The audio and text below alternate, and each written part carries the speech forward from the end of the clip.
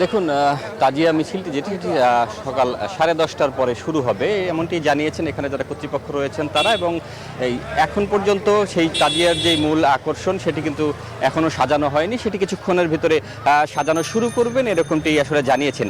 যেহেতু আজকে একটি তাৎপর্যপূর্ণ দিন, সেই দিনটিকে কেন্দ্র করে কিন্তু আজকে তাজিয়া ছাড়াও এখানে যে ইমামবাড়াটি রয়েছে হোসনি দালান ইমামবাড়া, সেখানে কিন্তু শিয়া সম্প্রদায়ের যারা রয়েছেন তারা কিন্তু ইতিমধ্যে অনেকেই রাত থেকেই আসতে শুরু করেছেন, এবং সকালেও আমরা দেখেছি অনেক মানুষ এখানে কিন্তু আস্তে আস্তে জড়ো হয়েছেন। সবার পরনেই কিন্তু কালো পোশাক এবং নানা রকম অনেকের পাঞ্জাবি পরে পরিহিত রয়েছেন, যার পাঞ্জাবির সাথে তারা কিন্তু অনেকটা সেই যে কারবালার প্রান্তরের যেই ঘটনাটি ঘটেছিল তখন যেই পরিস্থিতি ছিল সেরকমই একটি রূপ দেওয়ার চেষ্টা করেছেন তারা, এবং সেভাবেই শোক প্রকাশ করছেন। এবং আমরা কথা বলেছি এখানে যারা এসেছেন তারা কিন্তু আজকে একদিনের জন্যই না, মহরম মাস শুরু হওয়ার প্রথম দিন থেকেই এই আজকের যেই প্রস্তুতি সেটি তারা নিতে শুরু করেছেন, এবং সেদিন থেকেই এই দিনটিকে কেন্দ্র করে যে নফল ইবাদত থেকে শুরু করে রোজা রাখা সেইগুলো কিন্তু তারা আগে থেকেই পালন করছেন। এবং আজকের দিনে যে তাজিয়া মিছিল সেটি কিন্তু এই জায়গাটি থেকেই আসলে শুরু হবে, এবং সেটি রাজধানীর বিভিন্ন প্রান্ত ঘুরে কিন্তু শেষ হবে জিগাতলাতে গিয়ে, এবং সেখান থেকে আবার মানুষের ভেতরে যেই কালো পোশাকের যেই ব্যাচ রয়েছে সেটিও কিন্তু আমরা দেখেছি।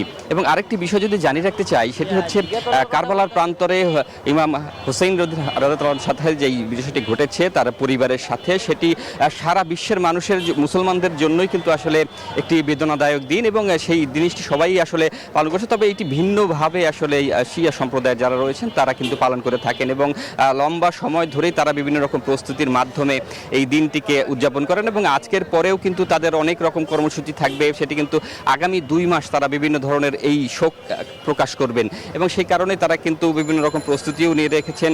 এবং আজকের যেই দিনটি সেই দিনটি যেহেতু এই জায়গাটি থেকে শুরু করে সারা রাজধানীতে মিছিল যাবে, সেক্ষেত্রে ডিএমপির পক্ষ থেকেও কিন্তু কিছু নির্দেশনা রয়েছে, এবং তারা ডিএমপি কিন্তু আগেই জানিয়েছে যে আজকের যে দিনটি সেই দিনটিতে আসলে কোনো ধরনের আগ্নেয়াস্ত্র অস্ত্র সেগুলো ব্যবহার করা যাবে না এবং নিয়ে আসা যাবে না। সেটি কিন্তু এখানে আপনারা দেখতেই পাচ্ছেন যে আমার সামনে ঠিক পুলিশের ব্যাপক প্রস্তুতি রয়েছে, এবং সেই সাথে পুলিশের যে অন্যান্য যে সোয়াট টিম সহ বোম ডিসপোজাল ইউনিট যারা রয়েছে তারাও কিন্তু এখানে দায়িত্ব পালন করছেন, এবং আজকে সারাদিনই কিন্তু তারা এই দায়িত্ব আসলে পালন করবেন। এই ছিল আসলে হোসনি দালান থেকে এখন পর্যন্ত সবশেষ জানাচ্ছিলাম। জাহিদ, ধন্যবাদ আপনাকে। প্রতি সপ্তাহে সর্বোচ্চবার বিকাশ পেমেন্টে 50 জন হবেন পেমেন্ট চ্যাম্পিয়ন। জিতে নিন টিভি সহ আকর্ষণীয় সব প্রাইজ।